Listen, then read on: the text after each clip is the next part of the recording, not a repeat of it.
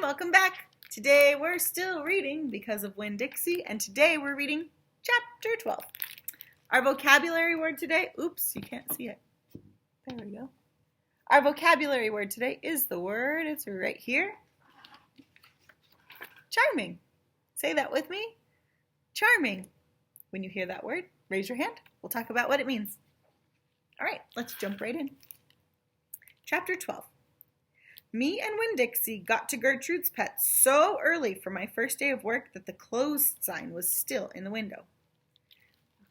We have a Winn Dixie. We have an opal. But when I pushed on the door, it swung open, and so we went on inside. I was about to call out to Otis that we were there, but then I heard music. It was the prettiest music I have ever heard in my life. I looked around to see where it was coming from, and that's when I noticed that all the animals were out of their cages.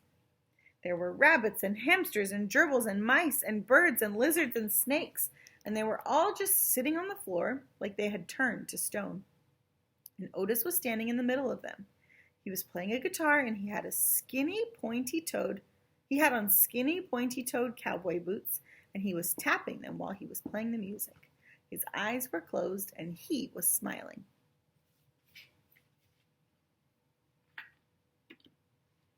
There's Otis with his guitar. All right. Winn Dixie got a dreamy kind of look on his face. He smiled really hard at Otis, and then he sneezed, and then his whiskers went all fuzzy. And then he sighed and kind of dropped to the floor with the other animals. Just then, Gertrude caught sight of Winn Dixie. Remember, Gertrude is a white bird.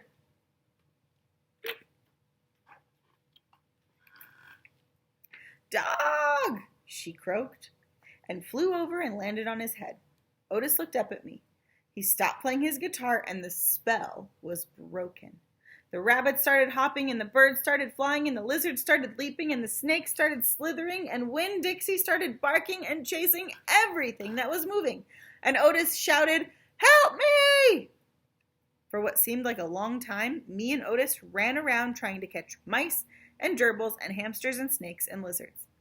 We kept on bumping into each other and tripping over the animals, and Gertrude kept screaming, "Dog! Dog!" Every time I caught something, I put it back in the first cage I saw. I didn't care if it was the right cage or not. I just put it in and slammed the door.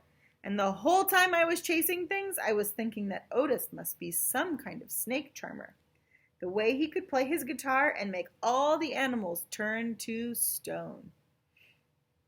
And then I thought, this is silly. I shouted over Winn Dixie barking and Gertrude yelling. I said, "Play some more music, Otis!" He looked at me for a minute, then he started playing his guitar, and in just a few seconds, everything was quiet. Winn Dixie was lying on the floor, blinking his eyes and smiling to himself, and sneezing every now and then.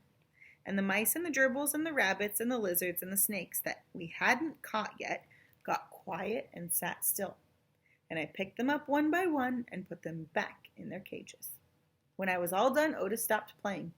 He looked down at his boots. "I was just playing them some music. It makes them happy." "Yes, sir," I said. "Did they escape from their cages?" "No," said Otis. "I take them out. I feel sorry for them being locked up all the time. I know what it's like being locked up." "You do?" I said.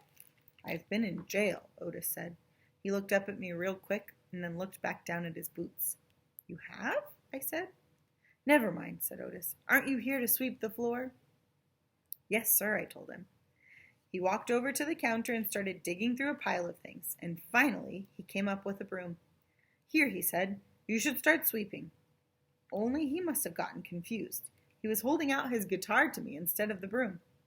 "With your guitar?" I asked. He blushed and handed me the broom, and I started to work. I'm a good sweeper. I swept the whole store and then dusted some of the shelves. The whole time I worked, Winn Dixie followed me, and Gertrude followed him, flying behind him and sitting on his head and his back and croaking real quiet to herself. "Dog, dog." When I was done, Otis thanked me. I left Gertrude's Pets thinking about how the preacher probably wouldn't like it very much that I was working for a criminal. Sweetie Pie Thomas was waiting for me right out front.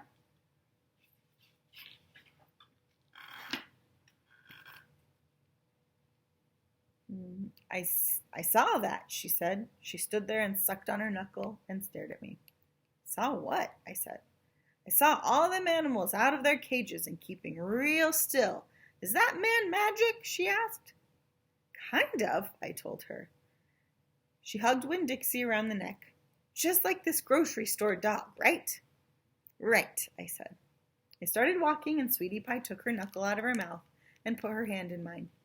Are you coming to my birthday party? She asked. I surely am, I told her. The theme is pink, she said. I know it, I told her. I gotta go, she said all of a sudden. I gotta go home and tell my mama about what I've seen. I live right down there in that yellow house. That's my mama on the porch. You see her? She's waving at you. I waved at the woman on the porch and she waved back. I watched Sweetie Pie run off to tell her mama about Otis being a magic man. It made me think of my mama and how I wanted to tell her the story about Otis charming all the animals.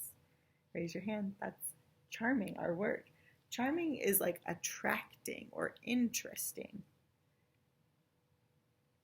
So Otis was making all the animals so interested or attracted to his music.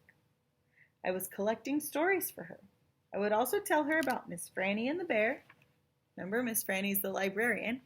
And meeting Gloria Dump and believing for just a minute that she was a witch. I had a feeling that these were the kind of stories my mama would like. The kind that would make her laugh out loud, the way the preacher said she liked to laugh. That's the end of chapter 12. Let's use our vocabulary word. We said our word was charming, right? And charming means like to attract or it's interesting to someone. Okay, charming means attract or interesting. The old castle looked charming. The old castle looked interesting. All right, we're ready for our 5-finger retell. There we go. Please put your 5 fingers up. Our setting today, whenever we see these two, we know that our setting is probably at the pet store, right? At Gertrude's pet store. Our characters today, we had a lot. We had Otis, Winn Dixie, Gertrude the parrot, Opal, and Sweetie Pie Thomas. At the beginning of this chapter, Opal got to the pet store and noticed all the animals were out of their cages. Otis was playing music for them and they were all listening. In the middle of this chapter, Otis stopped playing the music when he noticed Opal. And the animals started going crazy. They only stopped when Otis started playing music again. At the end of this chapter, Otis shares with Opal that he's been to jail before and he feels bad for the animals being all locked up in cages. Opal helps Otis clean up the pet store and she runs into Sweetie Pie Thomas to talk about her birthday. All right, everyone, I hope you liked our chapter. We'll pick up on chapter 13 next time. See you then. Bye.